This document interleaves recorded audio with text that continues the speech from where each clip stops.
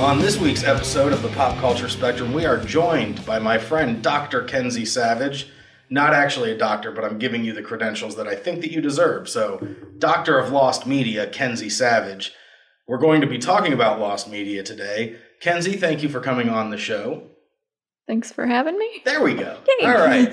So let's just dive into it. First of all, like I said, we're going to be talking about Lost Media. Tell the people out there, what exactly is Lost Media? All right. Lost Media is really cool, first and foremost. But it is media unconfirmed to exist or with no complete copies found or accessible to the public. Okay, so I had a little bit of an understanding coming into this about what Lost Media was. I was under the impression that it was basically like stuff that we knew existed, but it had been like something burnt to the ground and all of the copies were lost. But in that definition, you said unconfirmed to exist. Yes. So that is... a little bit later on in the show, we're going to get into some examples. Do you have any examples of things that are unconfirmed to exist? Because I'm curious about that. I didn't really prep any, but I spend a lot of time doing this shit. So am I allowed to say shit? Oh, yeah. Okay. Yeah. Shit, fuck, cunt, damn. I curse all the time. So now they're all out there. You feel free to say whatever you want to say. I spent a lot of time doing this shit. So, there's a specific episode of the Angry Beavers that's considered lost, but we also don't know that it is because we can't find records of it. It's mostly just hearsay. Okay. But the Nicktoons Network mentioned it in like a pop-up, but those are often unsourced.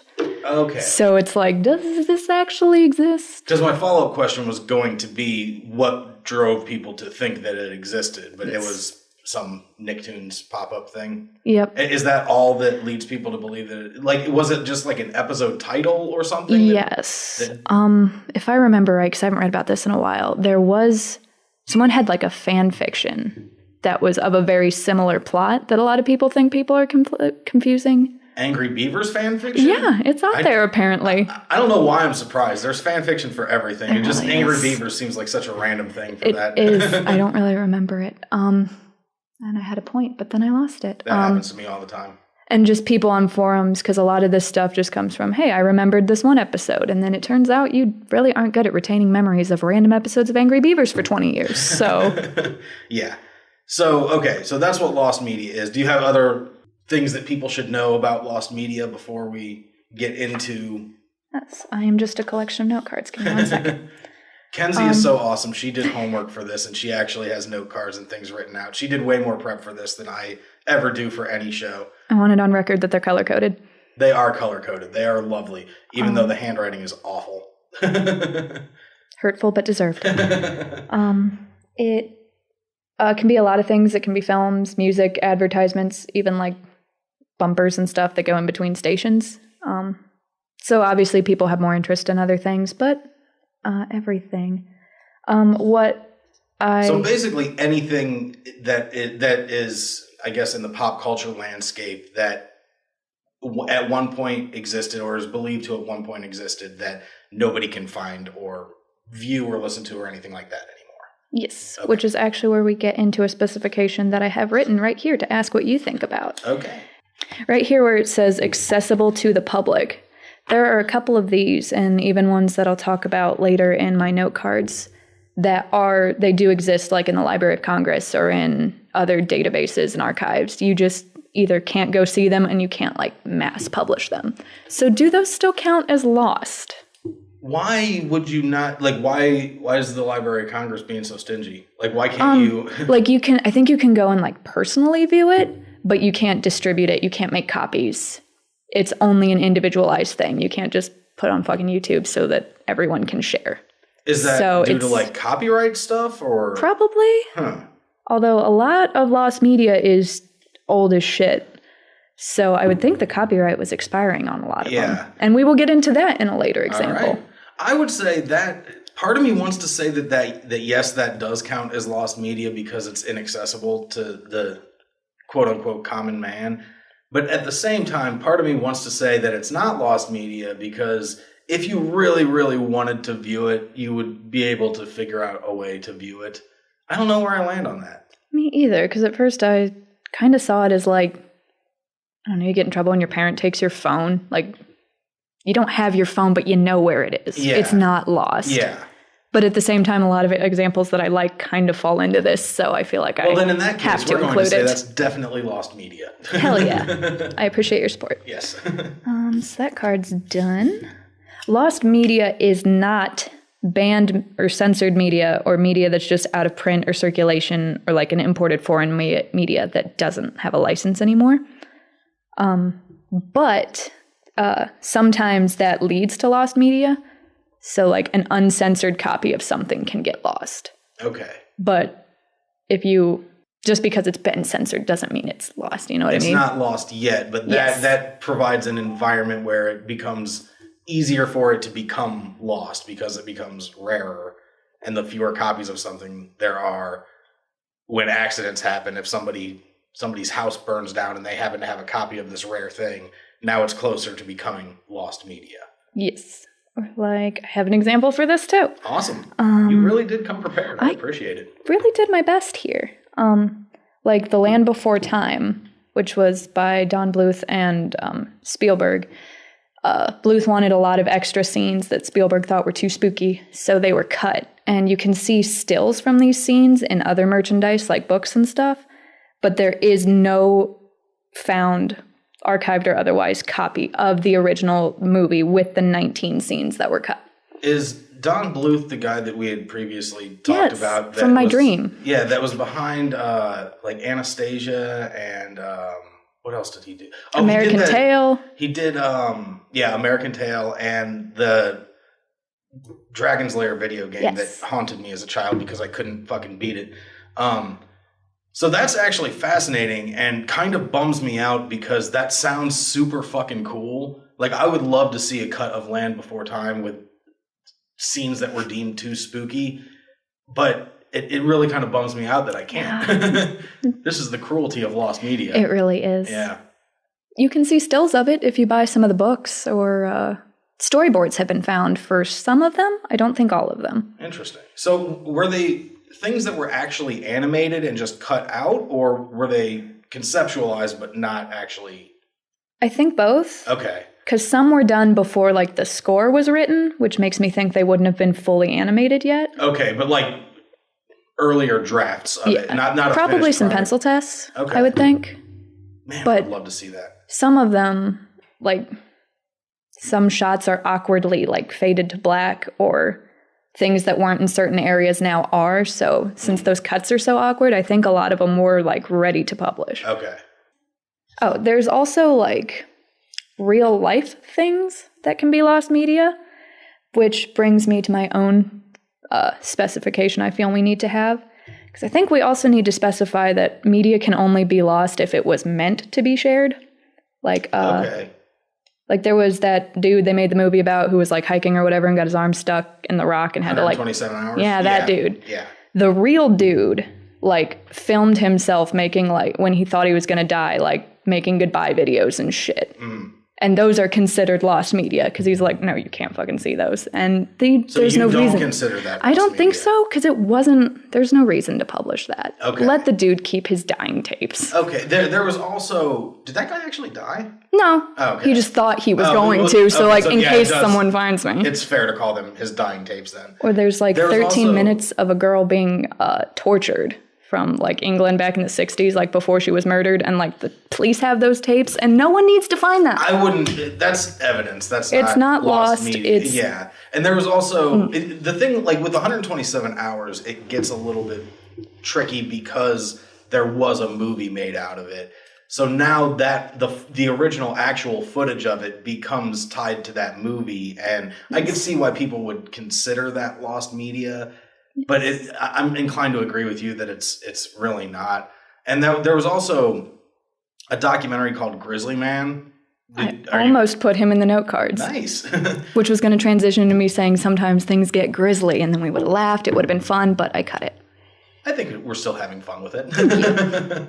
But yeah, for anybody out there listening that doesn't know, in Grizzly Man, there was, I think in the documentary they played the audio of the guy. Basically, it was a gay guy that went in the woods and got killed by some grizzly bears because he thought that they were his friends. It's an odd documentary. But anyway, he had cameras running while he was mauled to death by bears, and the Werner Herzog, the guy that did the documentary, I think he ended up giving the tapes to the guy's quote unquote girlfriend.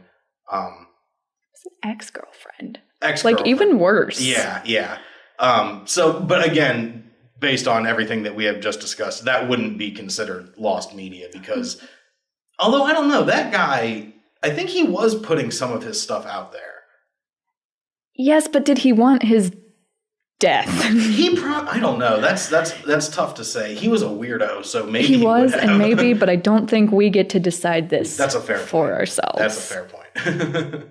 But it's in a safe deposit box somewhere, so I guess if she wants some monies, she probably could make a decent amount off of that. She could. I like to think that I'm a better person than this, but I'm pretty sure that I would watch it if.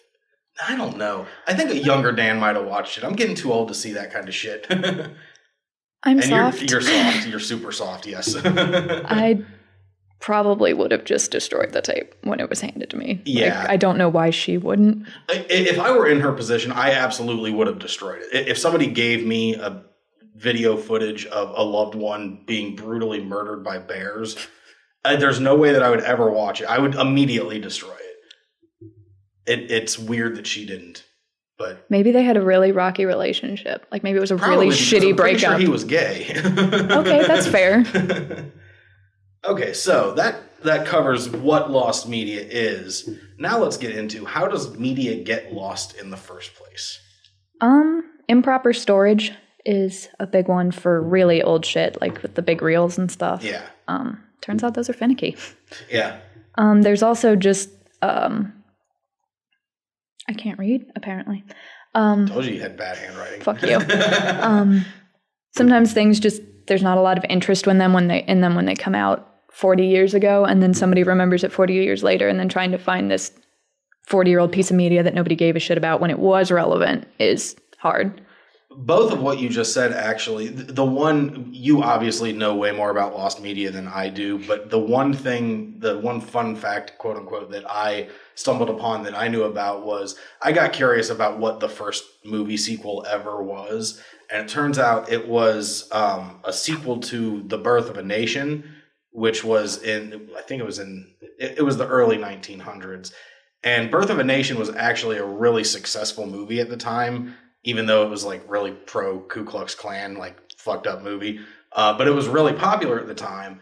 And so I think 1 or 2 years after that, they came out with a sequel to it that nobody gave a shit about. So, and now it is lost media. There are no known copies of it in existence. And I think it's due to a combination of whatever film reels it was probably not stored very well. And also nobody gave a shit about it. So I actually meant to look in to see, because that sounds like something that should be archived somewhere. You would think. And then I kind of forgot to do that. But really I think what it was, I think nobody thought to archive it because it was such a flop. Which is another point on this list, is they really weren't thinking ahead when they were making these things. Yeah. And a lot of it is just time, which kind of ties into the whole nobody gave a shit 40 years ago, who gives a shit now? Mm-hmm. And then sometimes it's more specifically in the lack of demand, like back in the early days of anime on VHS, they were super expensive. Getting them dubbed was even more expensive, and the dubbing was shitty for an already niche market. So it'd be maybe 100 people actually bought these tapes, and now who actually has them 30 years later? No one, because they're bad. But with that, well, are we talking about bad anime that's not? I don't want to say. Which, by the way, everybody listening, Kenzie is a huge fan of anime. So, and I think that we're going to be talking a little bit more about anime in a little bit here. Yeah, I really meant to disclaimer that, and then I was kind of thinking maybe I could not be a weeb for 5 minutes. It doesn't work out. Didn't want to use the word weeb because I feel like it's insulting, but I kind of deserve it. But because we're actually about to talk about a different anime. These are mostly just really old because they're these American distribution companies were just starting out. They couldn't afford the big name shit, so it's random no-name 80s sci-fi OVAs. Okay, but I would think presumably like the originals still exist in Japan. Yes. So I'm saying this dub specifically is lost. Okay. But if somebody wanted to redub it and re-release it, they would be able to do it. But with whatever the original dub in the 80s or whatever, with those voice actors and all that those would be lost media. Yes. Got it. So I've got a question. Yes. Do you think, and is there anything suggesting one way or the other, that as technology is improving, less and less media is getting lost? I would think so. Because now, like, one of the examples we'll talk about later has been found, and like 4 people have already mentioned, like, preserving it in a certain way, putting it on this thing, keeping it on this torrent. On one hand, I think, because if I have a picture of something, it's stored on my phone. I have a copy on my computer. Sometimes it's uploaded to Facebook and Instagram. And so just a dumb picture that I took that nobody gives a shit about is already stored in 4 places. So in order for something like that to get lost, quote unquote, it would take 4 different access points breaking down. And that's, like I said, just a dumb picture that I took. On the other hand, now that creation tools are more and more accessible, more and more things are being created. So if somebody could shoot an entire movie and then get depressed and think it's shit and delete it off of their computer, and now it's gone. Because it's way easier to delete a digital file than it is to, like, burn a film canister. Yes. So I guess time will tell. Yes. But I feel like with there being more created, it's easier to get lost, which was probably kind of your point. Yeah. Because now there's just so much shit to keep track of. And there are some aspects of lost media are random-ass YouTube videos. Yeah. And who is thinking to back these things up? Because I wonder, I don't know if you know this or not, do YouTube videos, like, do they just stay up forever? Like, I wonder if YouTube has, like, if this video's up for 15 years. I don't know. How long has YouTube been around? A while. It's been a while. So a length of time. Yeah. Are there lost YouTube videos? Yes. That's not something I really look into because I'm going to say I'm mostly interested in animation, but we all know what I meant by that statement. But I know they do exist. Some people talk about them, but... Fair enough. There's ones that I liked when I was in like 7th grade and just watch random YouTube videos that I can't find anymore. Real lost media. Yeah, it really does. They were dumb and terrible, but they're funny. Sometimes you want to walk down memory lane and see that nostalgia. Yeah. Yeah. All right. So, anything else to say about how media gets lost? Not really. I think we covered it. Then let us move on to some notable examples of lost media. All right. This is where we get into the thick of things. Yeah. This looks like a thick pile of note cards. I'm this excited. Is the thickest pile of note cards. Let's get into it. Yes. So what is arguably the most famous and like most public view of lost media is the Doctor Who lost episodes from the 60s and 70s. This actually is one that I know about just because I'm a fucking nerd. So So now I feel bad reading this card to you because I feel like I'm just lecturing you on things you know read about. The card. Okay, I'm reading my card. Because I mean, hopefully other people will be listening to this. So that's fair. It originally referred to 147 episodes, but now only 97 are missing. So that's bitchin'. Yeah. So this basically comes down to there's BBC, who is making Doctor Who, and then the BBC Film Library, which is kind of keeping the archives. And the film library didn't have to store things that weren't recorded on film, so they were just destroying everything they got. And BBC, since the tapes were expensive and big and difficult to store, they were just taping over their masters to save money. And it basically came down to the library being like, I thought you had it archived. Well, I thought you had it archived. And now suddenly they're fucking gone. They were taping over the masters. Yes. Like when you have a VHS, I know you love VHS. When you had a VHS back in like the 90s and you would tape something off of TV, and then after you watch that a bunch and you run out of tapes, you're like, okay, I guess I can tape over Raiders of the Lost Ark. Like, yes. Except for this was the master of a very popular television show. Way to go, BBC. They also figured since they were black and white, no one was really going to give a shit about them in the future, because... Boy, were they wrong. Doctor Who fans are rabid. Yes. Yes. Don't like to talk to them. That's odd, though, that was the reason that they thought nobody would give a shit. Yeah, but I guess this was, 63 to 74, so color TVs were probably just becoming commonplace towards the end of this. Yeah, just becoming commonplace. That's why I would feel like it would be... It's weird to take the stance of, there's this brand new technology, so nobody's going to give a shit about anything that came before it. I can kind of see it, though, because now it's like, this is the way of the future. Who cares about... Or the same way that I tried to talk to you about the charm of VHS tapes and you shut me down every time. I do, because VHS is a garbage format. Fight me. I wish I could.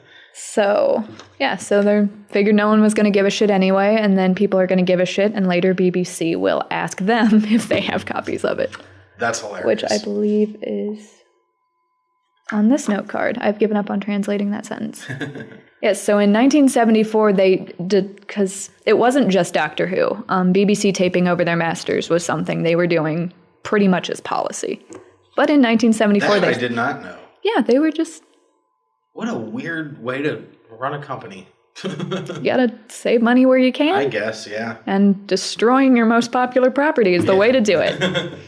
But in fairness, Doctor Who was still kind of popular back then, but Doctor Who's popularity really kind of blew up. A, with the newer run of it, and B, even with the original run of it, like, there were... How many doctors in the original run? There were 8, I think. Yeah. Doctors in the original run. And I want to say the 4th one was really when, like, people started to get really rabid about being Doctor Who fans. And that was probably well beyond when these lost episodes were taking place. So I kind of get it. They have this shitty little science fiction show that's kind of popular, but not really. I get why they would think nobody's going to give a shit about us taping over these masters. At least at the time. It was short-sighted, but yeah. But it would ultimately be why they stopped doing that. So At least they learned from their mistakes. As of 1974, they don't tape over the masters anymore. Good for them. Probably because they don't use film anymore. Probably, yeah. But that's when they started asking collectors if they happen to have them. And I probably should have noticed this earlier. Doctor Who fans have always been crazy because if I understood what I read right, all of these missing episodes, the audio has been saved from home recordings. Not the video? Yeah, and I don't necessarily know how that works. I figure I just have to accept that this was weird. Like 20 years before I was born, so I don't really know how things worked back then. I can't. Yeah. Unless they were audio recording, like... Maybe, like... Did people do that back then? Maybe? I don't know. Weird. I wasn't here yet. Fair enough. Neither was I. I'm not that old. That's fair. That's why I'm not asking you how they did it. Yeah, fair enough. But yes, so some of those where the audio they have been animated. Some of them. Interesting. Yeah. So they took lemons and made lemonade, I guess. So and it's like a bunch of different people are doing it. So it's kind of like all these people that love it got to make something new out of it. So that's cool. It's cool. They were also asking TV stations that had essentially borrowed the films and then never gave them back. So they were like debt collectors, like, please give us our episodes. And they were able to recover 50 episodes doing it this way. So how many are still lost? 97. 97. That's still a decent amount. Yes. And some of the ones that are found are missing less than 2 minutes of footage. Okay. That's more or less complete.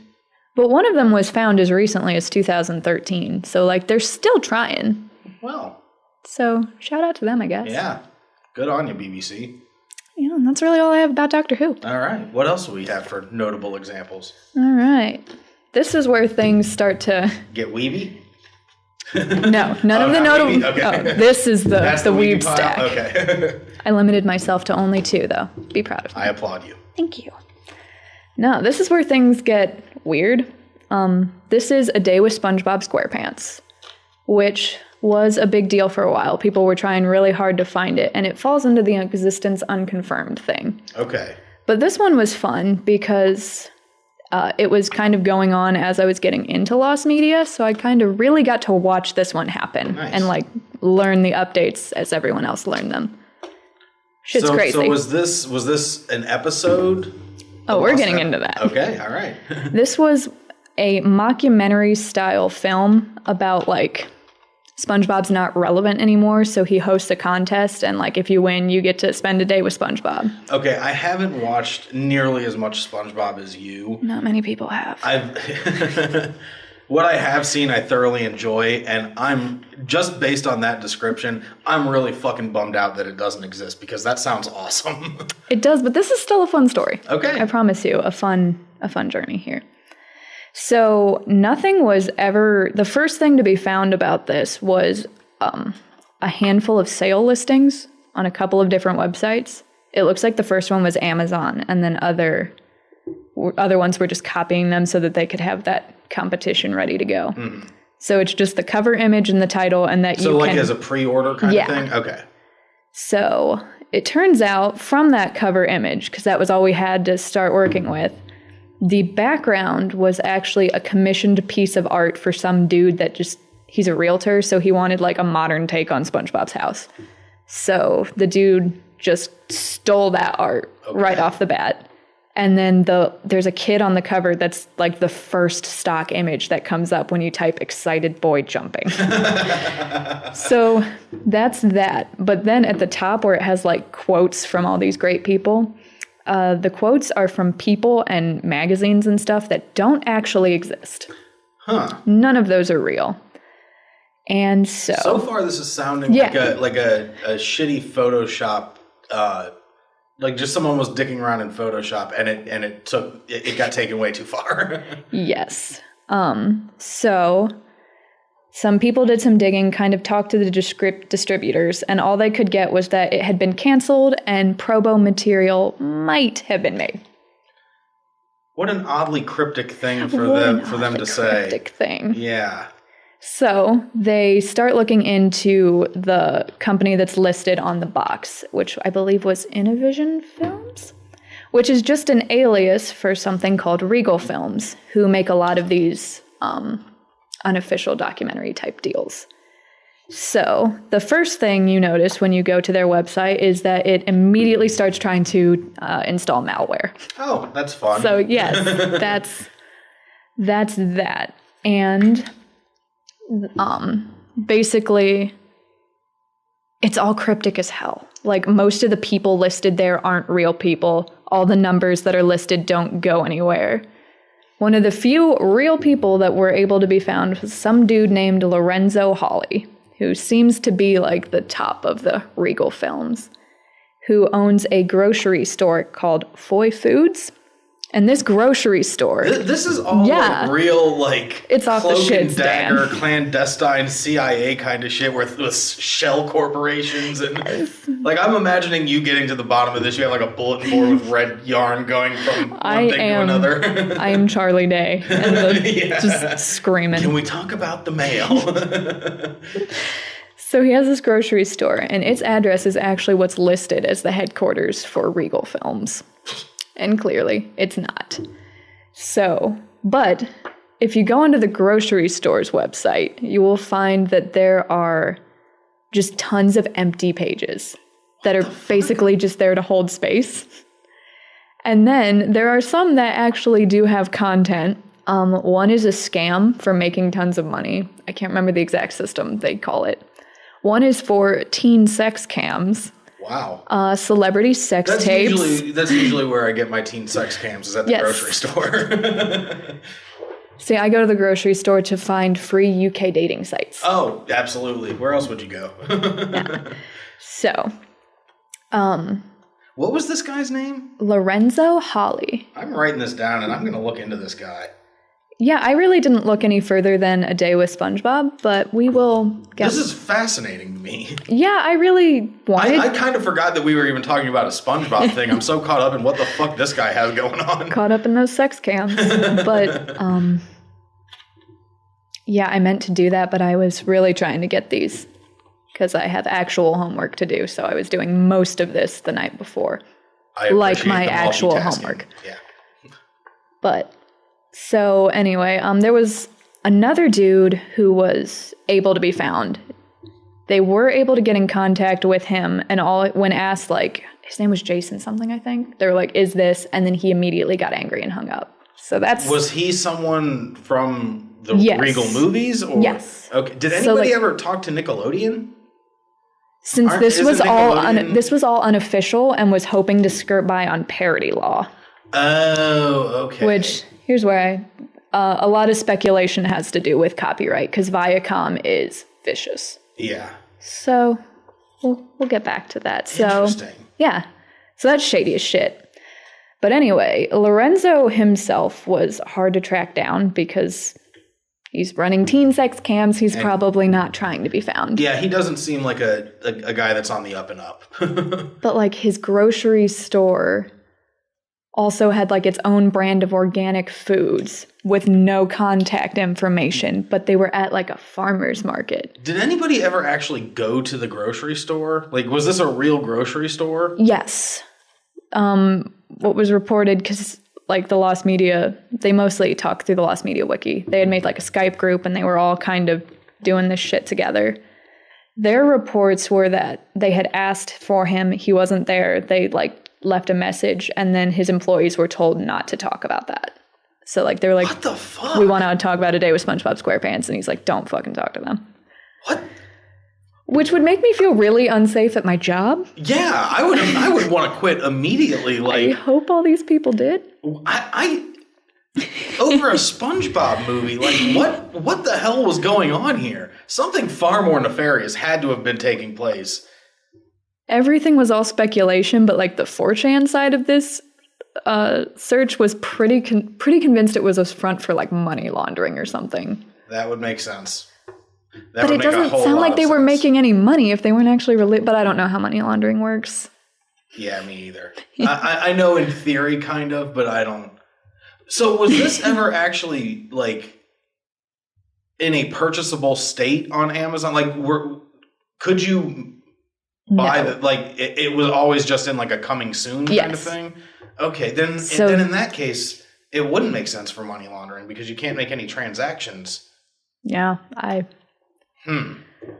Anyway. And the fact that he's so, like, this guy was so adamant about, like, don't talk to people about this. And then this Jason guy gets angry. Like, yeah.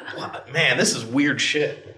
They finally were able to get a hold of Lorenzo, though, because his organic whatever the fuck was at this farmer's market. So they had to, like, talk to the farmer's market to get the number for the organic food, which took them to Lorenzo. And he actually did cooperate a little bit. Okay. And essentially just said a very vague, it was canceled because I wasn't happy with the quality. I'm not buying it.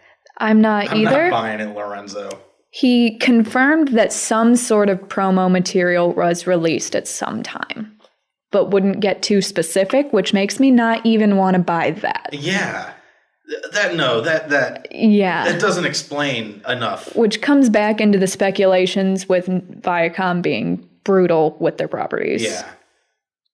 But it also doesn't sound like this was that big or that much of a threat for them to even notice it. And this also, like, this doesn't, to me, not that I want to, I'm going to put shadiness past Viacom or anything. Like, they're obviously capable of it.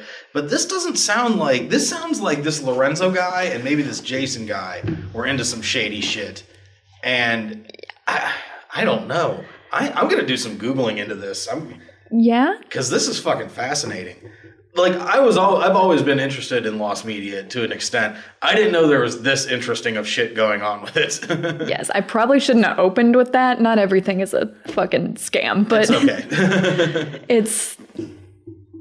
I'm less interested in even, because I don't really, if he can't tell us what the promotional material was, it's hard for me to believe it was ever actually released. And I don't care. I mostly just want to know what this dude is doing. That's my thing. I want to shop at his grocery store. I have moved past being interested in the SpongeBob movie into, I want to know what this guy's fucking deal is. And they have I feel like they had like an unofficial documentary about like Justin Bieber or something. I think you actually can buy that one. The same guy? Yeah, because Regal Films had other things besides SpongeBob. This is a conspiracy that goes all the way to the top. There's so many things. I don't think any of those are lost, or they're just not interesting. Yeah.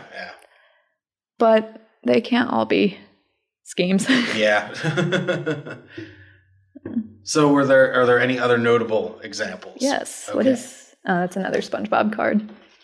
That's what sucks about having all these cards. Makes me feel really official, though. You look really official. Thank you. You look like you're the one that's hosting this, and I'm just some schlubby guest with my notebook. It's okay. You can read yours. Well, in fairness, mine has 4 sentences on it, and now the name Lorenzo Holly. And also at the top, for some reason, spaghetti side salad. Is it like spaghetti and side salad, or is it like a side salad containing spaghetti? They're on different lines, so I'm inclined to think it's 2 separate things. But it's kind of indented, so they're clearly connected ideas. Yeah. What would a spaghetti side salad look like? Just a salad with spaghetti in it? I imagine instead of croutons, it's like unfilled raviolis. You know what I mean? I do. But that's not spaghetti, that's ravioli. That's true. I wasn't going to get that specific, but now that you bring it up. Huh. But they would taste the same if prepared the same way and served in the same manner. Yes. Let's be clear on that. We are in agreement on that. We have discussed it before, and actually, I'm glad you brought it up, because now we can say it to the world. That's how fucking pasta works. That is exactly how pasta works. Okay. So now I need to get to the bottom of this Lorenzo Holly guy, get to the bottom of this spaghetti side salad. Maybe it was a dream. Like you just had a dream about spaghetti and you like wrote it so that you wouldn't forget. I don't write down my dreams usually. That's fair. It's hard to say when it comes to my brain and things that I do. It's best not to try to explain them. So is spaghetti side salad a lost media of yours? Is this a creation you made? Now we can't have it. Funny you should bring that up, because there actually is lost media. Okay, so this is the Pop Culture Spectrum podcast. It used to be the Flirting with Wallet Chains podcast. Oh, you're not doing that There anymore? is a lost episode of Flirting with Wallet Chains that Felicia and I recorded, a full episode it was never released. Although I don't know if I would call it a lost episode, because it does exist on my hard drive. But is it publicly accessible? It's not. We have agreed that that's the... Okay, then yes. So if we agreed that that's what makes it, then there is lost media of the Flirting with Wallet Chains podcast. And also my friends on the Guiltless Network, I know for a fact that there is Guiltless Podcast lost media as well. Because they did an episode, they recorded an episode where they basically were on their friend's online dating profile, and they ended up like catfishing dudes. And so they decided not to release that episode. So is the Guiltless Network just a money laundering front? You'll have to talk to my lawyers. My lawyer, Lorenzo Holly. I don't know if I trust him as your lawyer. Just gonna put that out there now. Well, I don't make good decisions, so. Valid. Okay, so next notable example. Clockman. Recently found. Everybody listening in the audio format missed that awesome point that you just did, but I wanted to point out that was awesome. Okay, so Clockman. Recently found. All right, what is Clockman? Clockman is... I included Clockman because it was something people were looking at. It took about 5 years to find it, and people actually did care a lot. But I mostly did it because I wanted one that was found to show you just how much really does go into finding one that a piece of media has even been lost, and then the process to getting it unlost. So what was it? Clockman. It starts with a forum post where some dude mentions this weird short he remembered watching on TV as a kid, where a man comes through a clock and like kidnaps a kid pretty much, and then like puts him back, and he's like, this scared the shit out of me. What was it? So for a while that was all we had, and people just kind of brushed it off as some dude trying to make a shitty creepypasta. Yeah. That didn't go anywhere. But over like a year or so, a couple other people were posting similar things. So they begin the search, which would go on for about 5 years, and started calling it Clockman, which really complicated things because that's not what the short was actually called. So people are searching for Clockman. We're searching for Clockman. And it's not actually Clockman yeah. So a lot of the early stuff was, is it this weird short film? No. And so it was narrowed down to be on this old Nickelodeon show called Pinwheel. Okay. Which was essentially like Nickelodeon's version of Sesame Street, more or less. Okay. Like it had a bunch of puppets, it had random animated segments, and it ran... I feel like I remember Pinwheel. When did it run? It ran from a number I can't read to... It looks like that says 1968. Nope, then I don't remember it. To 1990. Oh, then I might remember it. It had 260 one-hour episodes. So if Clockman is in here, it's somewhere within 260 hours. And that's tough to narrow down. Yes, especially when Pinwheel had no home video releases and was pretty much lost itself. Oh, out of these 260 hours, about 10 hours have been found. Wait, so how was it narrowed down that it was part of this Pinwheel? Yeah, I really should have wrote that further down because we find another forum post where another guy is telling the same thing, except he specifically says, I remember seeing this short on Pinwheel. Okay. And he gives a lot more details. The only ones that are really relevant to us right now is that basically this girl loses a pair of shoes, and this wizard helps her find them under the condition that she tells her mom that she lost them. And the girl's like, yeah, I'm not going to do that. So the wizard pretty much kidnaps her. And whoa, yeah, he escalated. He kidnaps her, and then she has to like... If you're not honest with your mom, I'm going to abduct you. Yeah, and then she has to sew stars into the sky, and then she does that, and he's like, okay, I guess you can go home. What the? Yeah, it's... Like, I'm not into kink shaming. That's a weird one. So she does all this shit, and she goes home, and then tells her mom what happened. But at that point, like, she's already paid for her crime. Why piss her mom off on top of it? Her crime of losing her shoes? Yeah, there's a lot to... I would argue that's not a crime. There's a lot to unpack here. Yeah, there really is. So, now it comes down to trying to talk to people who worked on Pinwheel. And so they find someone who was like an executive something or other, because I don't pretend to know how this shit works.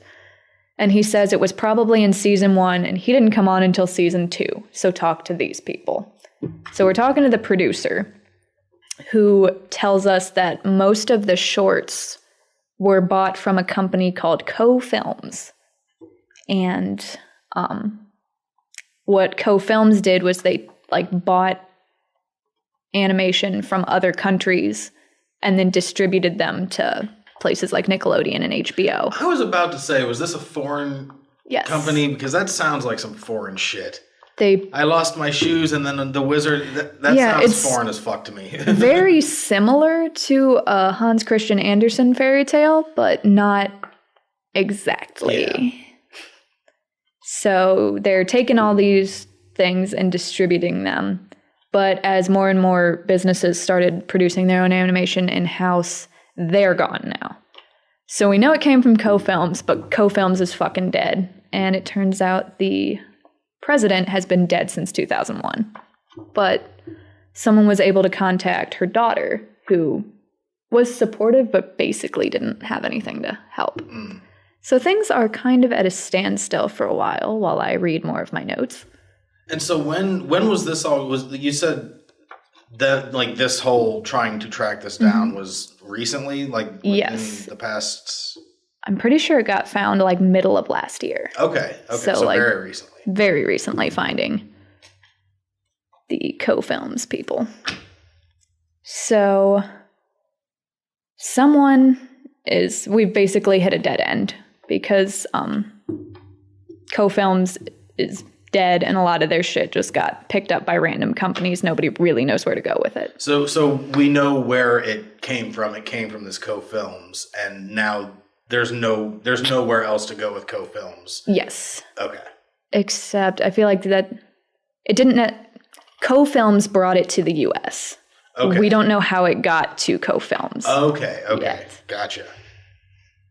So, someone is just trying to find anything they can find. So they get on a different animation database and just searches for the phrase "the wizard." Because that's definitely specific. Yeah, that doesn't seem like that's going to get you where you need to go. But turns out it did. Well, I'll be damned. Because it linked to a video on fucking YouTube of all places. Wow. Right there on fucking YouTube. The link just said Sally. And it shows the original clip. The original clip is called About Dressy Sally. And it's a short film made in the Czech Republic in 1976. So the entire time that this was going on, it was on YouTube? That's how it seems. Because it was uploaded by its or not quite original, but a studio called Art and Animation Studios. Mm-hmm. But when I looked it up myself, everything I had seen had been published last year. Okay. So it looks like maybe it might have been. They might have like revamped everything. Okay. Which I had saved for later, but like the thumbnails now even say Clockman on the thumbnail. Yeah. So they're really cashing in on this. Steering into. Because nobody cared about it till it got lost. Yeah. This weird Czechoslovakian fairy tale. Yes, about Dressy Sally.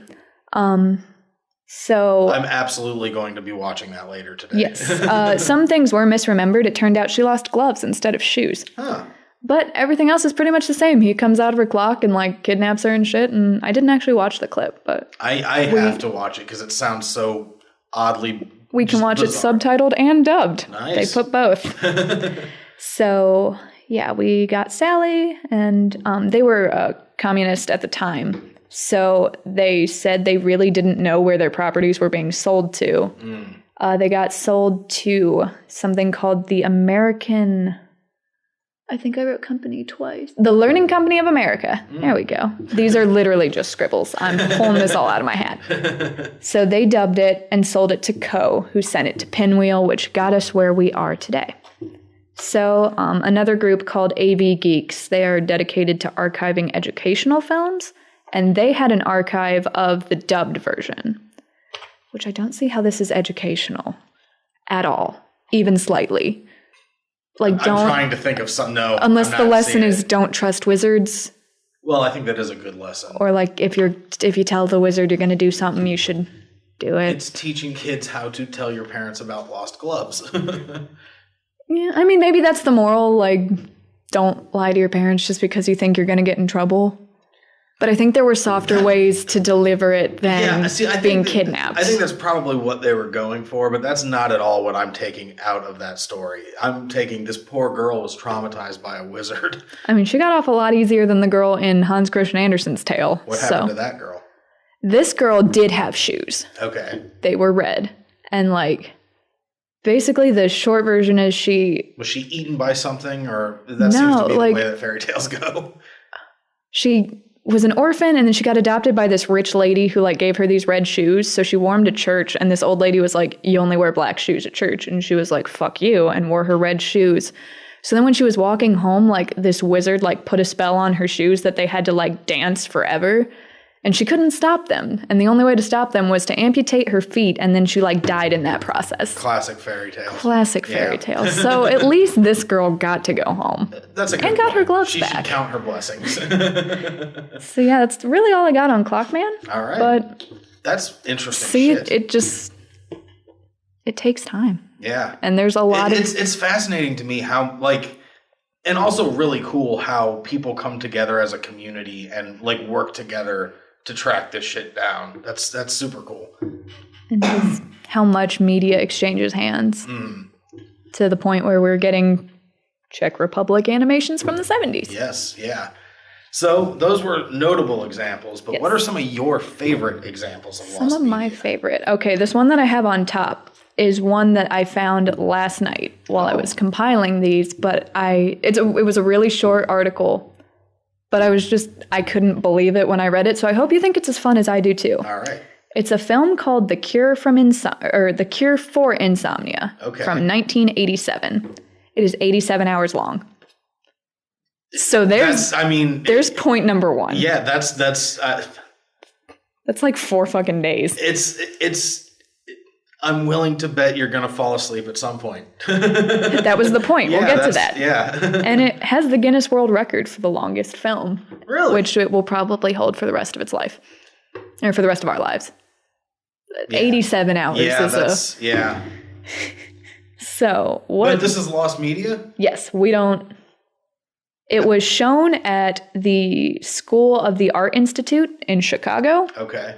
Back in the 70s and never was released. They might have it in an archive of some sort, but the movie was supposed to incure insomniacs by reprogramming their biological clocks. And are you ready for how they did that? Wait, so it wasn't just to bore them into sleep? No. Okay, all right, let's hear it. So what was going to reprogram their clocks, what was going to make these people finally sleep, was a recording of a dude reading a 4,080-page poem of the same name with cuts of heavy metal music and pornography. Just spliced in. I know! What? Just for 87 hours? 87 hours of a dude reading poetry, heavy metal, and porn. Wow. And it was supposed to make you fall asleep. Okay, so many things. First of all, in what world is that combination going to make you fall asleep? I want to know how that's supposed to reprogram anything. Yeah, that's... Wow. Man, I would... Like, they really had me at first with, like, a dude reading a 4,080-page poem. That might, but... That was a great example of the comedy rule of threes. Yes. Because you start out, you're like, okay, what? Like, yeah, I'm on board with this guy reading the poem, heavy metal music, pornography. Okay. And 87 hours of that. Wow, 87 that's weird. hours. That's some weird shit. Which makes me wonder how they showed it at this school. Like, did you have to, like, come and watch it in chunks? Could you just sit there for over 3 days and watch this so stupid 87 fucking... hours is 3.5-ish days? Yeah. Wait, okay, so 3 days is 72 hours. So another 15 hours. Yeah. So close to... Better part of 4 days. Yeah. Wow. I wonder if anybody sat through the entire thing. I wonder if it was possible. I have a lot of questions, and there aren't a lot of answers. Yeah.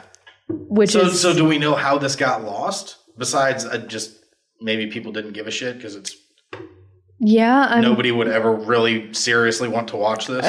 Do you want to watch 87 hours of poetry, heavy metal, and porn? I don't want to watch 87 hours of any one of those three things in one sitting. So I'm imagining... I really want to know how this, like, art institute received it, because do we know who created this? Yes, there's a director and an actor who was reading the whatever.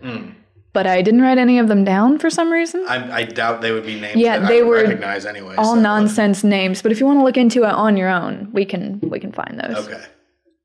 Or you could just Google, has anybody reached out to these people to see? The actor is dead. Okay. I'm pretty sure. Or maybe it was I think they're both dead, actually. All right. I wonder if Lorenzo Holly had anything to do with it. When your media goes missing, it's like the sign that he's coming for you. Yeah. But you have lost media, so you should probably publish that. Oh, good point. Good point. I don't want the deadly specter of Lorenzo Holly coming for me. Let's see here. I have 5 more favorite examples. Let's hear them. 2 are anime and 1 are anime adjacent. So I'm going to get an anime one out of the way so I can space it out. I'm really curious better. about the anime adjacent one just because I'm curious as to what that means, but we'll get to it. We'll tease that. And we'll get there. So we're going to start with Suzumi Bune, which is from 1932 and widely considered the first hentai. Wow. So even historically... And for anybody listening that doesn't know, hentai is... Anime porn is, I think, the best way of describing it. So there was... And this is 1932, you said? 1932. And animated pornography from Japan, widely considered the first hentai, and is lost. It's lost. Any ideas what happened to it, or... Yes, okay. We're getting there. All right. Have a card. It's fine. So it was a silent short film that ran for about 10 minutes and was meant to be part of a longer film. But it was seized by police. Yeah, that sounds like what Japan would do with that. Yeah, I think especially at the time. Yeah. So But they did donate it to the National Film Center. So these 10 minutes are... The National Film Center of Japan? Yes. Okay. I would assume. Okay. It just said National Film Center, and everything that the article sourced was in Japanese. Okay, and then that makes sense. I can't read kanji yet, so... You'll get there. Maybe someday.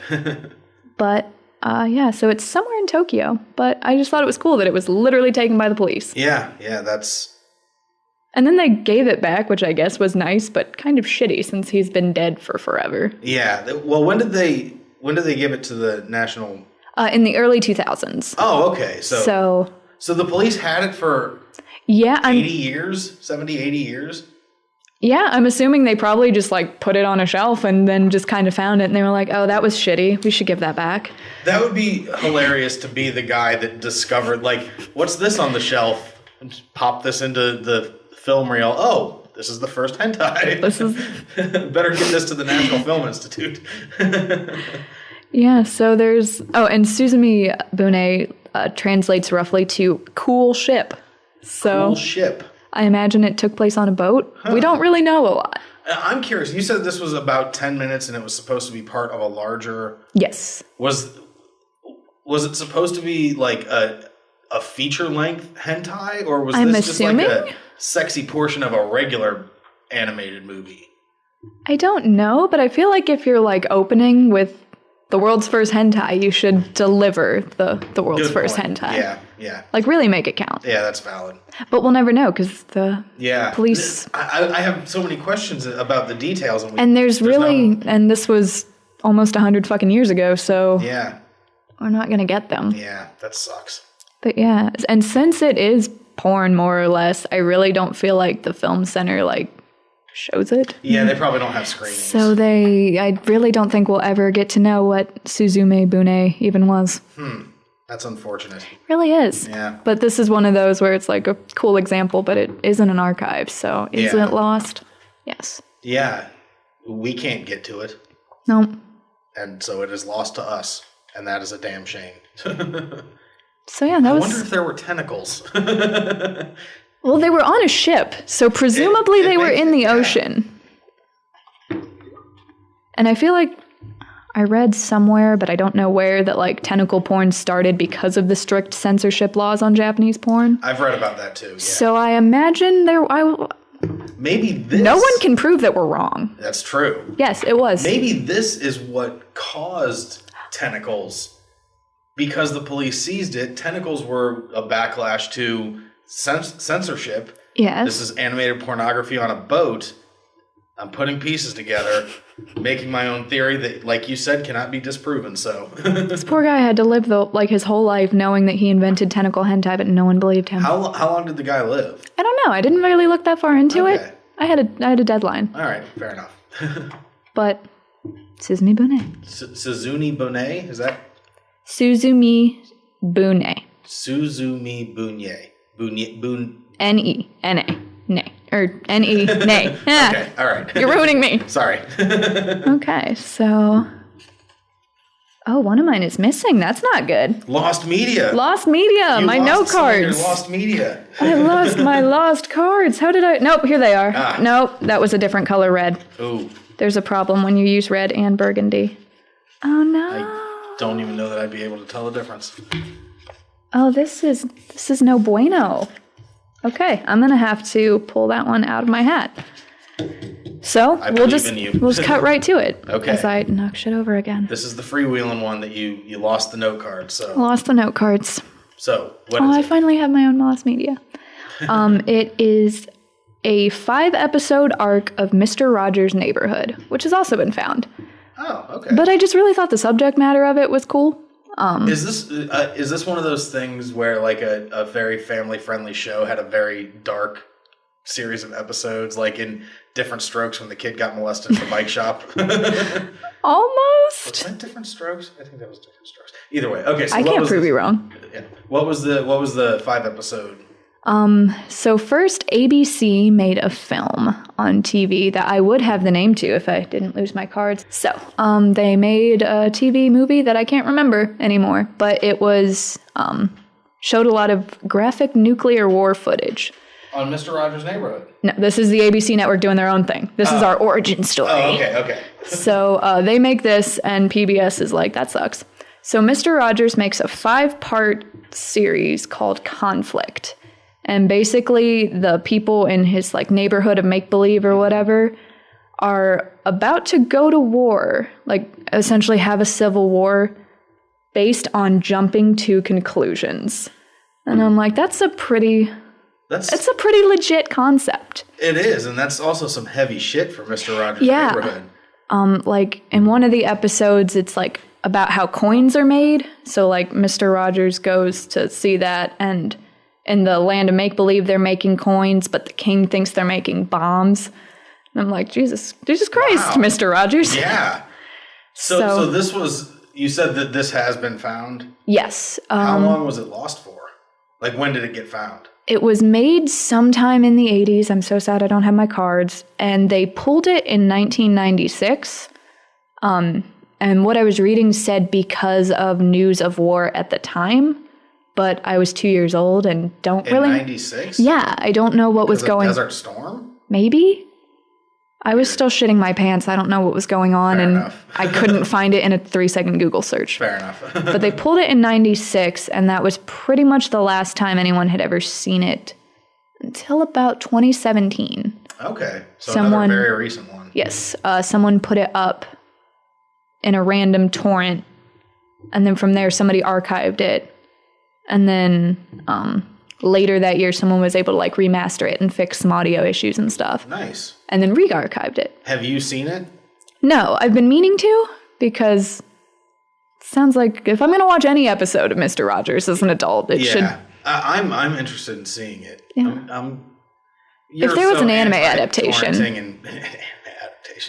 You're so anti-torrenting and piracy. Yes, but I believe that if they're not giving you a legal way to view their product, it's your right. I would be inclined to agree with that, yes. Like, I don't want to endorse piracy, so let's start with I don't endorse piracy, but... For legal reasons, I will also say I do not endorse piracy. But if you got no other option... If they're not letting you pay them for it. Exactly. And it's not like you're stealing physical property from them, so... No, and... I don't even think they show reruns of Mr. Rogers anymore. Mr. Rogers was a PBS thing. Yes. Our tax money paid for that shit anyway. Oh, don't say that. Then I will stop hating paying taxes again. I love PBS. Okay. But this is not the time and not the place. I'm showing heroic restraint by saying we should not get off into a taxation rant. Okay. Because there's nothing more I love than getting off into taxation rants, so... Okay. But I do love and support PBS with my whole heart. Okay. There. We can put that on the record, too. I'm not anti... I can't get into this. Let's move on. Okay, so we'll put in another anime so that we can kind of alternate these things. All right. So we're going to go back. A lot of mine are from the 70s. I guess that's when shit really just started disappearing. So we've got Doraemon 73. Doraemon 73. Yes. And what is this? The title is just Doraemon. Doraemon is a Japanese manga character. Came out in the early 70s. He's essentially Japanese Bugs Bunny in that just everybody loves him. He's a widely recognized character. And this was his first anime adaptation, running from April through September of 1973 for 26 episodes. And that was pretty much it. It had that one run. It was pretty okay from what I can find on it. Seems to be general consensus. It was made by a studio called NTV Video, and it briefly re-aired in 79, but that was when the second Doraemon anime was coming out, and they were basically like, your Doraemon is so bad and dumb that we don't want it to ruin the reputation of our anime. You have to stop airing it. So the second Doraemon Doraemon studio was bad. Or first Doraemon was okay-ish and bad. But the first Doraemon people were like, this second adaptation is... No, other way around. So the first Doraemon people were like, let's show our Doraemon again. And the new people were like, no. Okay. People are going to think our Doraemon sucks too. Gotcha, okay. And they also didn't want children to be confused by the continuity of having two different Doraemons at the same time, but I think it was mostly just bullying. Okay, fair enough. So then NTV Video goes bankrupt, and they sold a lot of their shit. And then NTV Video was the ones behind the first. They made Doraemon 73. So they sold a lot of their shit, and then a lot of it got thrown out or lost in a fire. I'm so glad one of these was actually lost in a fire. Yeah. Turns out that doesn't happen a lot. Really? I would have bet that most of it would have been lost in a fire. There were so many where I've been thought that it was lost in a fire, but then when I tried to find it, I could not find any articles saying it. Yeah, but this one, potential. Nice. NTV Video shit was, some of it was lost in a fire, so we can pretend that Doraemon was in there. So, Studio Imagica, through these sales, has episodes 18 and then 20 through 26 in storage. And the producer also has a couple, though some don't have the audio tracks. Okay. So, I guess with like old film was like the audio and the video like stored separately. I don't understand. Because a lot of these things. About that technology. It wouldn't surprise me, but I don't know enough about the technology to know whether that was. It does seem like a lot of these, one or the other is missing. Yeah. So why is that one of your favorite examples of lost? We're getting there, Dan. Okay. Because so far it's just your standard lost shitty anime that no one cares about. I'm glad that I'm asking the questions. I had no idea what was written on these note cards. This is just how good of an interviewer and how good of a preparer you are. Yeah. So the producer in, I think it was 2003, somewhere in the early 2000s, was just, he had figured everyone had forgot about his shitty Doraemon anime, but people had been asking him about it. And he was so touched that he was able to upload the opening and the ending theme, which people immediately copied and immediately started pasting everywhere, which got him into legal trouble. He essentially had to put something that was like, I can't believe I trusted you. Why did you do this to me? So he said that he was sorting out the legal trouble and that he can't share any of the Doraemon that he has while any Doraemon show is currently airing. So for a frame of reference, that one ran for almost the full year of 1973. The second one started in 1979 and ran until 2005. After that one ended, a month later, a new one started and is still going. Wow. What is this character? He's like a little cat. Okay. He's like a cat robot, and he like has inventions and just like runs around with kids. It's a very Looney Tunes-esque type of show. I've never actually watched Doraemon. I was just about to ask if you had. I kind of don't care. Fair enough. I'm not a child. I have no ties to Doraemon. Yeah. He's cute, but I like cats a lot. Yeah. But yeah, he is a widely beloved character over there. So since this guy can't release things while something's currently ongoing, the fact that it's so popular means that it's always currently ongoing. It's probably, I mean, this one has ran from 2005 to... He basically had a 1 month window. Yes, from 1979. Yeah. To today. So exactly 40 years of Doraemon. Wow. That's a lot of Doraemon. One time I was curious what the longest running anime was, and this was probably like 10 years ago, and at the time it was Doraemon, and since Doraemon is still running, I figure Doraemon is still the longest running anime. Yeah, that would make sense. But I don't really remember where I found that, and I can't check those sources, so I don't want to be quoted, but I'm pretty sure Doraemon is the longest running. Your weeb credentials are strong enough that I trust you as a source. Thank you. I do deserve the doctorate on that one. Yeah. I have put in some time. So... that all is, there's only one full episode online, and it's only the audio. Okay. So that is pretty much everything not interesting. What makes this one so interesting to me is that one of the episodes that is lost, we have found a very short clip, and it is on a TV in the background of a porno. Is it? You told me about this one.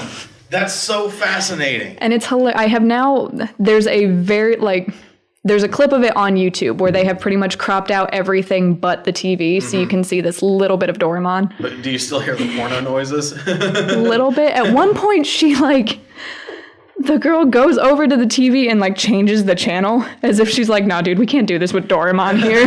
And that makes it way funnier. Yes. Like I can't find the name of it. I didn't look that hard. Was it a Japanese? Yes. Okay.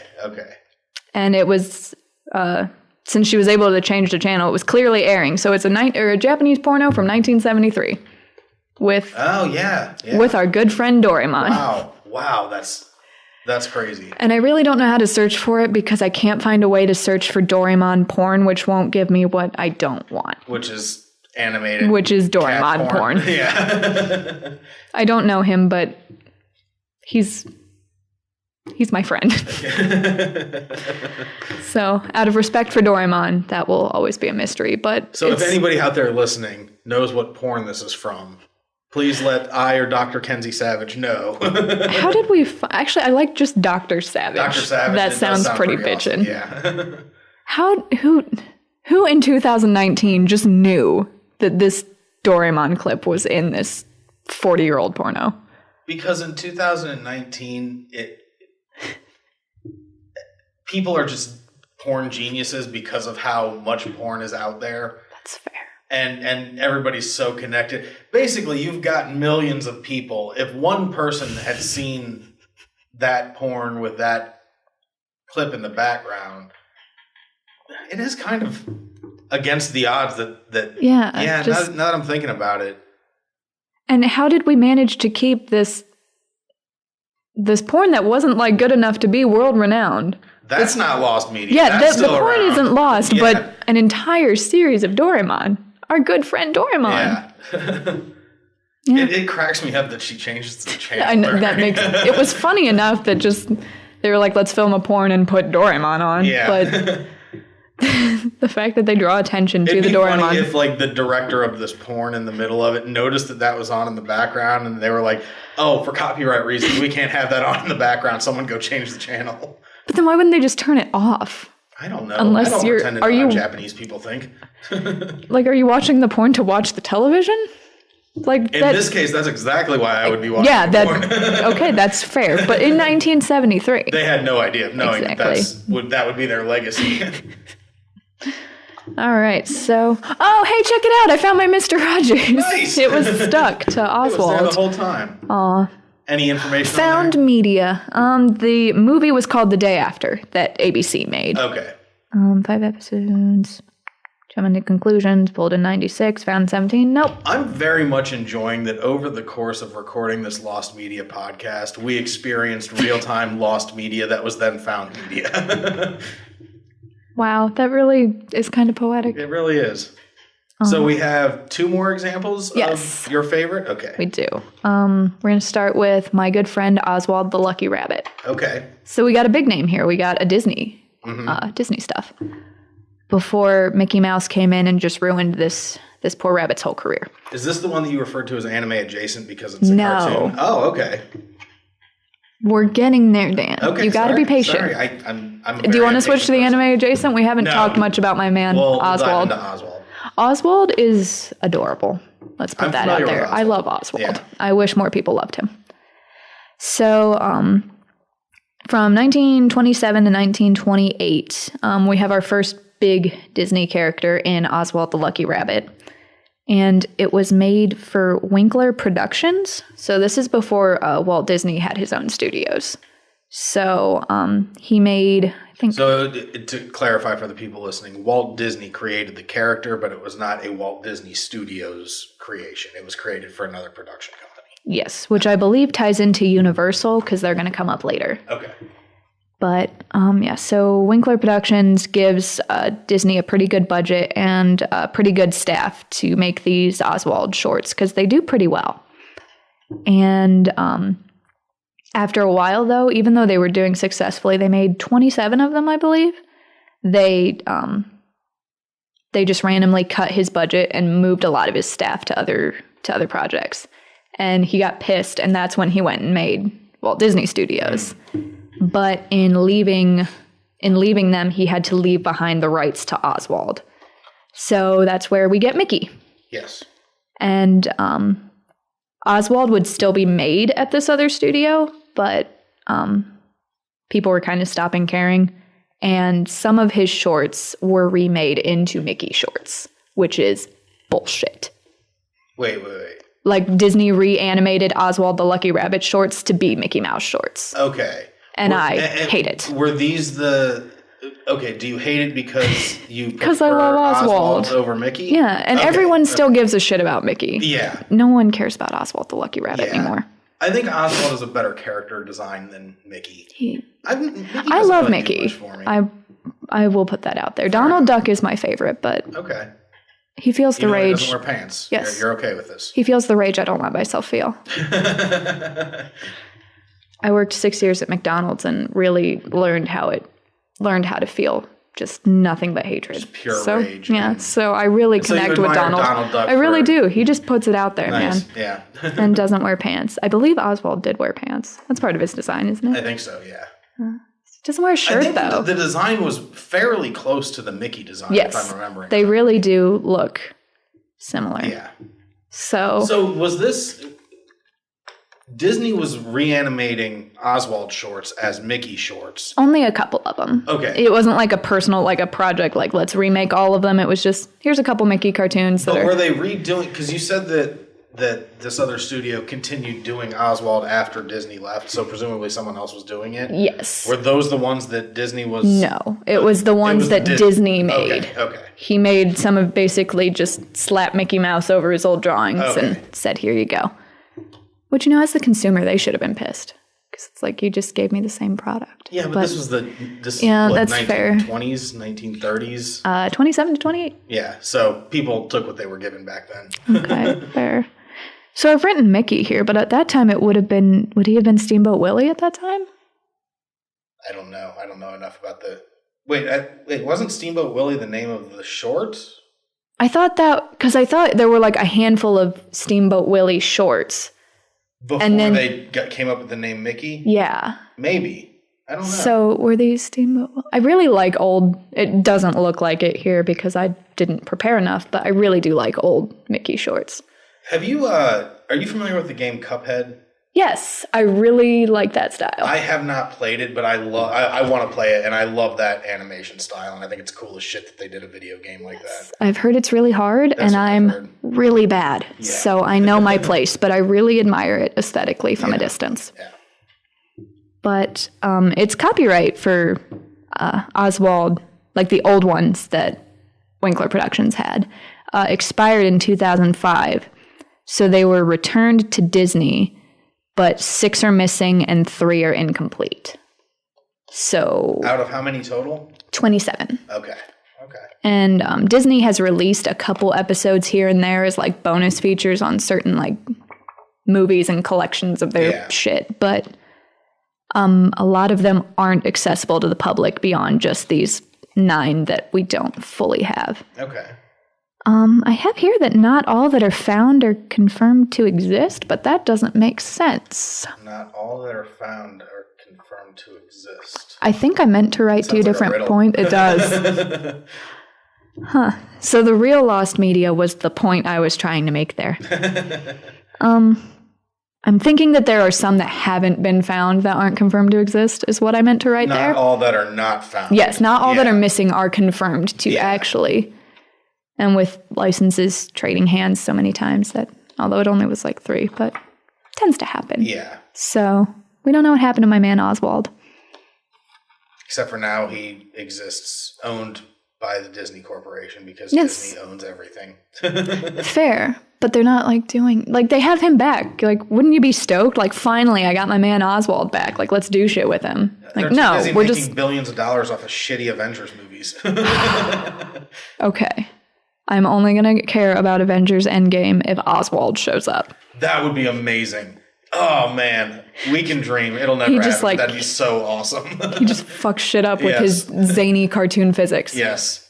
And not a live-action Oswald. No. I want a pure 2D, like, cell animation. Yes, I want it hand-drawn. Yes, absolutely. Man. And he doesn't even say anything. It's just, like, points and exclamation marks. If I were a Make-A-Wish kid, that's what I would wish for. Okay. Are you ready to finally figure out this anime-adjacent title? We are talking about... Well done on building suspense, by the way, and keeping it till the end. I had to do something when I threw out my fucking pyramid scheme and A Day with SpongeBob SquarePants right out the gate.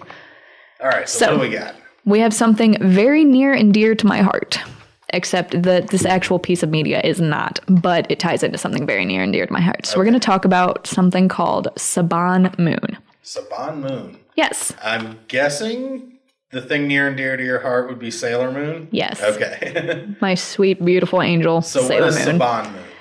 Saban Moon was a live-action and half live-action, half animated Americanization of Sailor Moon that a company called Toon Makers was trying to pitch to Saban. Okay. They were hoping either Saban or Bandai would pick them up at the time, but clearly they didn't. And everyone just kind of assumed it was Saban because it looked like the cartoons and Power Rangers shit they were making at the time. So when was this? This, I actually didn't write a year because I'm not smart, but this was before we started dubbing the anime of Sailor Moon, which is eventually where we would take this. So my gut says around 96. Okay. Or I believe the dub started airing in 96. That sounds about right to me. So but you know more about it than I do. Might be, it's sometime in the early to mid 90s. Okay. So everyone starts calling it Saban Moon, but it's not. It's Toon Makers. And the actual article I found this from lists it as Sailor Moon, which is misleading. But the good thing about that is really nothing else from Sailor Moon has been lost. So thank God for that. Did this ever actually exist, or was this just a pitch that they made? This is just, it's a 17-minute pilot, more or less, which was never publicly released. Okay. They did make a 2-minute promo video out of it that would get shown at conventions and shit, and then would be continued to be shown at conventions to laugh at. Nice. Which is how I got into it. So does this 2-minute clip, does that exist? Yes, okay. 2-minute clip can be found pretty easily. But the full 17-minute thing is not publicly accessible? Has never been publicly accessible. We might have to watch this 2-minute clip later. It's bad. It's so bad, Dan. If I had to describe these drawings and shit to you, the only word I can use is horribly ugly. Wow. Yeah, they're just gross. We'll watch it after. And of course, I'm a little biased because Sailor Moon is so near and dear to my heart. Yeah. But anyway. So do we know if this is if the studio has a copy of it or anything like that? I have the note cards. Nice. But we've taken my points out of order, so give me a second to cover. That's okay. I should have memorized this better, but I'm a college student. Quite well. Don't be so hard on yourself. Did that. Got that. Okay. So in 2012, one of the Toon Makers' employees was arrested for physical battery. Ah. So that's fun. Yeah. And they had a storage unit which got sold after they got arrested, because I guess you're not allowed to have things once you're arrested. Wait, what? Yeah, I don't know how those two are connected, but it was he went to jail, so his storage unit was sold. And that doesn't make sense to me, but I didn't want to... I could see it happening because if he's going to jail, he's not getting an income, and maybe he defaulted on payment on his storage unit. Okay, and then that makes that's when sense. they sell the shit. Valid. Anyway, his storage unit had concept art, some animation cells, and the full script for the pilot. Okay. So we found those, and those. Who bought that? Is that in a private collection now, or? Yeah, it sounds like someone sold it on eBay or some shit. So Toon Makers, who made this shitty pilot, does have a master copy, but since it's part of their demo reel, they're only legally allowed to show it to intended buyers. Or intending buyer, people who might buy it. Yeah. That's, you know what I mean. That's interesting. That's a weird legal. Yes.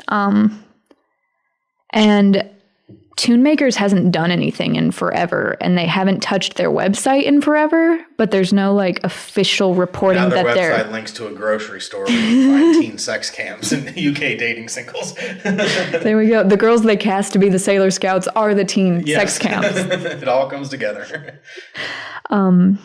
Basically, we don't really know if they're even still a thing. If Toon Makers is still a thing? Yeah. They've been quiet for forever. They've gone missing. Pretty much. They're lost media. But their website is still up. It just hasn't been updated. Is what I understand. I didn't. Someone's paying the bill. Yeah, but they haven't. But they're not doing anything. Yeah, so it's not. So, like, even if someone did want to pick up this pilot, we're not really sure if they can. How you would even go about it. Yeah. Yeah, and they shouldn't because it's bad and it should stay lost. If I could get the original pilot for like $50, I think I'd probably do it. I probably would too, just to see it. Yeah. And then coming back to like legal reasons, it's Sailor Moon itself. So many companies have had like the license to Sailor Moon for different things that it's really not clear who we even go to do that. Because obviously Toon Makers had enough of a right to make this pilot. But then Deke would go on to dub most of the seasons. I forgot about Deke. Yeah. You know, a lot of people... My like early adolescence, late childhood was defined by shows that ended with that Deke logo. Yeah. I know this is an unpopular fan of a Western Sailor Moon fan. I really love the Deke dub. It's shitty and terrible. The Deke dub is all I've ever seen of Sailor Moon, so I don't... It's incredibly localized. It's pretty much an entirely different show, but damn it was good. All right. There is no better insult I have heard in any anime to date than "go bleach your roots, creep." Quote Sailor Mercury in the Deke dub. Nice. Deke dub is fun to say. It is. The Deke dub. But even then, Cloverway would go on to dub, I believe, seasons 4 and the movies. And then they never dubbed the 5th season. Which, I guess, on one hand is good because it was a shitty dub, but I don't think I wrote it on here. But the logo they used for this promo would go on to be the logo they used in the Deke dub. And then all Sailor Moon merchandise. Really? Yeah, so like the crescent moon with the cutesy Sailor Moon writing. Came from this was like the first. That's interesting. Yes. Because like they pitched this first, and then instead of like making their own Americanized version, they just decided to dub the original anime. Interesting. And then going back to licenses for that, Toei Animation, who did the original Sailor Moon, was really fucking clinging to those rights for quite some time. It only recently got picked up by Viz Media in like the last 5 years. So what's the original Sailor Moon logo? Like it's like a silhouette of her, and then like her hair kind of comes back, and then it says in like hiragana, obviously it says Bishoujo Senshi Sailor Moon. So which translates to Pretty Soldier Sailor Moon. Oh, okay. Yeah. Nice. So all right, so that was the last example we had, isn't it? Yes, and I don't think I really had anything else to say with it. All right. So is there anything else that you want to say about Lost Media? I don't think so. I'm out of note cards. All right. Well, thank you very... Oh, man. Excuse me. Thank you very much for joining me. And I had a blast. I hope it was not super nerve-wracking for you, but I think you did great.